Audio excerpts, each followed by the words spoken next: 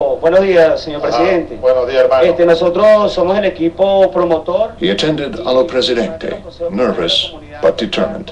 Díganme, ¿ustedes son de los consejos comunales de dónde, compañero, camarada? Federico Quiroz. Ah, ¿tú vives en Federico Quiroz? Sí, estoy aquí porque quiero decir unas cosas. Gathering his courage, he tried to tell the president that most of the residents of Federico Quiroz would not agree to relocate, and if he, the president, had been told otherwise, he had been deceived. Fíjate, tú estás diciendo ya que a mí me están engañando.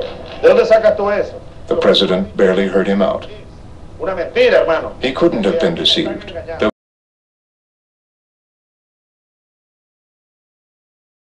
was no way. En el momento me sentí mal, ¿no? At that moment I felt bad. I closed my eyes and felt tears. And I said, my God, why does the president treat me like this? The commander-in-chief, the leader of this process. Yo sospecho que Nelson Mora I suspect, he said, that Nelson Mora might be defending other interests. In other words, he was an infiltrator, because here he was attacking and throwing stones at everybody. At a lo presidente, at Chavez, at the ministers, everyone.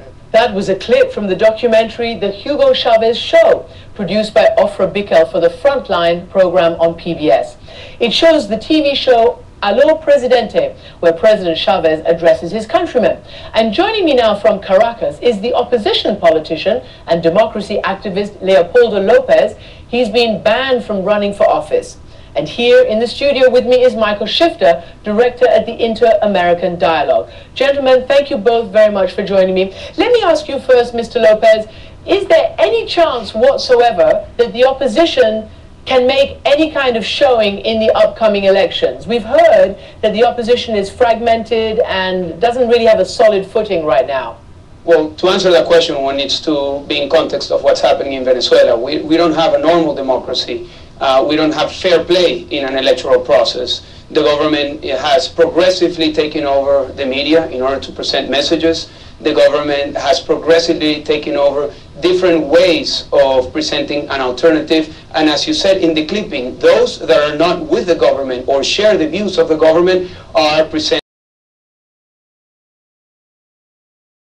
as any of all the powers, all the military, all the petrodollars that are used for campaign without control. That's no fair play for an electoral process. However, one needs to say that we have already won elections. We won in 2007 a national election, and we won again in the year 2008. So yes, we can win if we present the right candidates and if we go knowing that this is David against Goliath, because that's what's the show for an election in Venezuela going to be, David against Goliath. But if we have a precise take of these elections, yes, we can win. Mr. Shifter, can David versus Goliath win, and how do you square the fact that Hugo Chavez does remain very popular despite some of the crackdowns that Mr. Lopez is describing?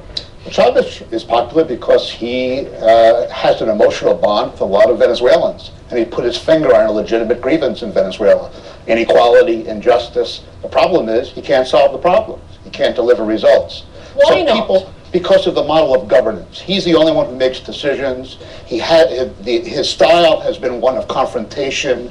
There's greater polarization in Venezuela than ever before.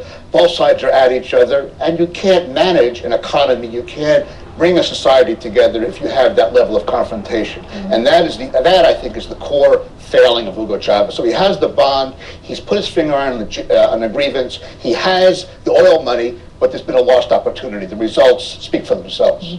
Mr. Lopez, a lost opportunity from a country which really does have a huge amount of wealth, oil wealth amongst other things. What are the people saying? Are these polls correct that more and more people are disaffected with the state of the economy, the state of the power outages, water shortages, etc.? Well, certainly 10 years into a government that has failed to commit to its promise of change 10 years ago is enough for Venezuelans to see that this is not the way to bring about change. Not only electricity shortage, water, but also insecurity. I would like to show briefly some figures. In the year 1998, there were 8,620 homicides. In the year 2009, 19,400 homicides. And that's a change of 125% in the amount of Venezuelans that are killed by violence every year. And that's a reality that the government cannot deny. Not only Venezuelans are being killed in the streets, but they don't have a shot for justice for the families that are being killed. Can I ask so you quickly? there is, on the one hand, government failure, as Michael Shifter said. I agree with that. But on the other hand, you have a government that is progressively going against the basic issues that can call a government a democracy. Okay. Freedom of speech, freedom to unionize, and other basic aspects that define a democracy. Let me ask you, Mr. Shifter, we briefly touched with the Ambassador Alvarez on the issue of Cubanization. Is that as serious a problem as some people inside Venezuela think? Well, the problem in Venezuela, again, is a lack of institutions and lack of capacity. Cuba has a Ministry of Health, at least. In Venezuela, the health system is terrible. There are no institutional abilities, and so people are not receiving any benefits. Clearly, the influence, the effect of Cuba is very, very strong. Cuba needs Venezuela. Venezuela needs Cuba. It gives Chavez a revolutionary carnet, his credential, Cuba, and Cubans need the oil and need the money from Venezuela. So there's a mutual need there. But isn't it extraordinary that Cuba, which has a fraction of Venezuela's wealth, is apparently propping up the government so significantly in all the basic services, even in police reform, in the military doctrine? Cuba's expertise is in control, and that's what Chavez needs right now. So that's what the Cubans are providing. The Venezuelans worried about losing control. The problems are mounting. The decay is deepening, and so the Cubans are coming in to shore them up. Mr.